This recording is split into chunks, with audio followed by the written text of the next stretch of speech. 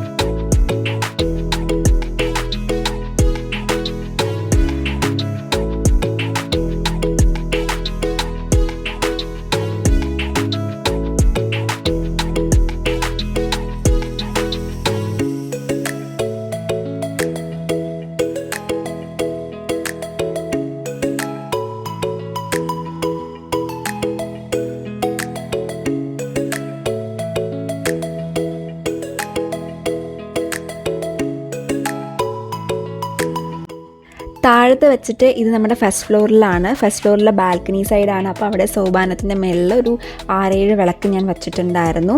ആ സമയത്തായപ്പോഴത്തേക്കും ഈ മഴ പെയ്യാനുള്ളൊരു സാധ്യത കണ്ടു തുടങ്ങി കേട്ടോ. അപ്പോൾ ഞാൻ കുറച്ച് ബാക്കിലേക്ക് നീക്കി വെച്ചു. വെള്ളം വീഴില്ല, എന്നാലും വീണ് അണഞ്ഞാലോ എന്ന് വിചാരിച്ച് ഞാൻ ബാക്കിലേക്ക് നീക്കി വെച്ചിട്ടുണ്ടായിരുന്നു. അപ്പോൾ ഇത്രയൊക്കെയുള്ള കേട്ടോ നമ്മുടെ ഒരു കാർത്തിക ഒരുക്കങ്ങൾ എന്ന് പറയുന്നത്.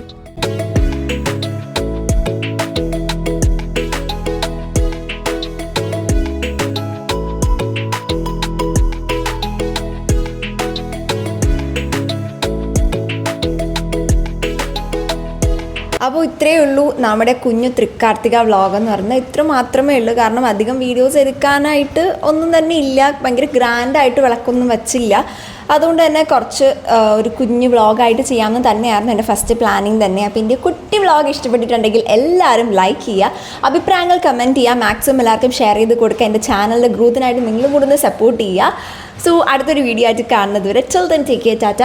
ഞാൻ എല്ലാവർക്കും പറയാൻ വിട്ടുപോയൊരു കാര്യം, എല്ലാവർക്കും തൃക്കാർത്തിക ആശംസകൾ. ഓക്കെ, എൻ്റെ ചാനലിൻ്റെ ഭാഗത്തു നിന്ന്, എൻ്റെ ഫാമിലിയുടെ ഭാഗത്തു നിന്നും തൃക്കാർത്തിക ആശംസകൾ. So bye. Welcome to Malu speaking ചാനലിലെ പുതിയൊരു വീഡിയോയിലേക്ക് എല്ലാവർക്കും ഇന്നത്തെ വ്ളോഗ് എന്ന് പറയുന്നത് വളരെ ചെറിയൊരു വ്ളോഗാണ്. നിങ്ങൾ പ്രിവ്യൂവിൽ തന്നെ കണ്ടിട്ടുണ്ടായിരിക്കും. അമ്മ സൗണ്ട് എത്തി കുറയ്ക്കോ?